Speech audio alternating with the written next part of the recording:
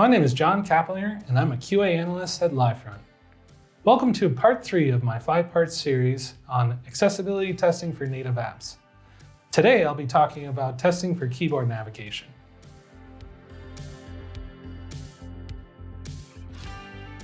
Be sure to check out part 1 of this 5-part series where I talk about what accessibility testing is and why it's important. So let's get into it. Keyboard navigation testing. What is it? Who uses it? How do I enable it? What should I test with it? And some tips, tricks, and gotchas that I found while testing. What is keyboard navigation? Well, it's a feature that allows the user to navigate an app using a physical keyboard that can be programmed to perform certain gestures that you would usually use with your hands. It's also a tool that's frequently used by people who need voiceover and talkback. Who uses keyboard navigation? Well, visually impaired users who can't see their device's display. Physically impaired users who can't physically hold their device. And limited mobility users who find it difficult to actually perform gestures. How do I connect a keyboard to my Apple device? On your settings of app, you actually go into the Bluetooth, and on your keyboard, you actually enable the Bluetooth finding. Once it's been found, you tap on it, and then you should be connected. Same thing with Android. Going into the Bluetooth settings, enabling the Bluetooth keyboard, making sure that you can find it. Usually you have to keep your device pretty close to the keyboard. So what are some things I should test with a keyboard? Well, kind of the same things with voiceover and talkback. Making sure that the order of elements are organized intuitively. Making sure that you can navigate to all of the elements with a keyboard. And checking to see how difficult it is to navigate between different views. So, what are some things that I should be testing to make sure that the order is intuitive? Again, making sure that the navigation while you're testing is in sequential order so that you're not jumping around from the top of the screen to the bottom of the screen.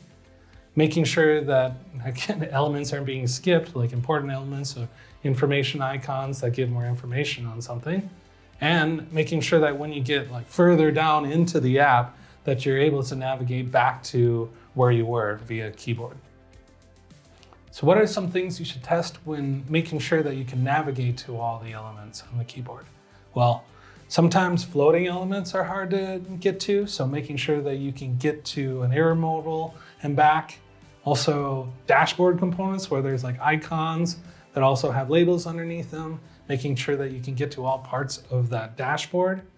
Another thing is drop-down menus, making sure that you can get into drop-down menus, navigate those drop-down menus, exit those drop-down menus. What should you be testing when making sure that you can navigate between different views? Well, if there's a gesture that's required, that you don't have to use that gesture in order to get to it.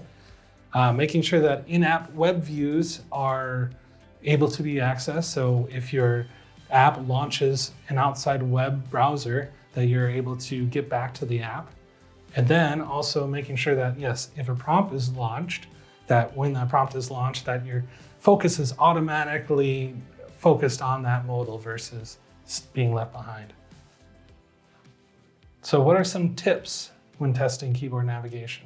Like I said, position the device close to the keyboard when you're trying to enable it. For some reason, it just works a lot better. Bookmark the keyboard navigation controls. And just making sure that the batteries aren't dead on your keyboard, because yeah, that is a problem. Some tricks that you should know. Well, you can customize specific gestures on your keyboards to do actual gestures, which makes it a lot easier to navigate around.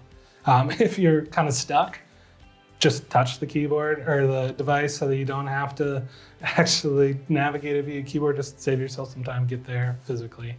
And just memorize those controls, that are used to navigate a website.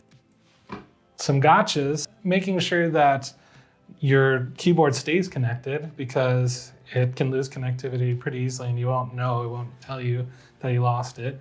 If you're navigating the app, that you may have to use certain key commands to get to different sections of the app. So learning those special key commands between different views. And then be sure to unpair the keyboard afterwards. One of the things that it does when you're connected is that it'll take over your app's keyboard function, and you'll never see a keyboard on your app because it's using the keyboard.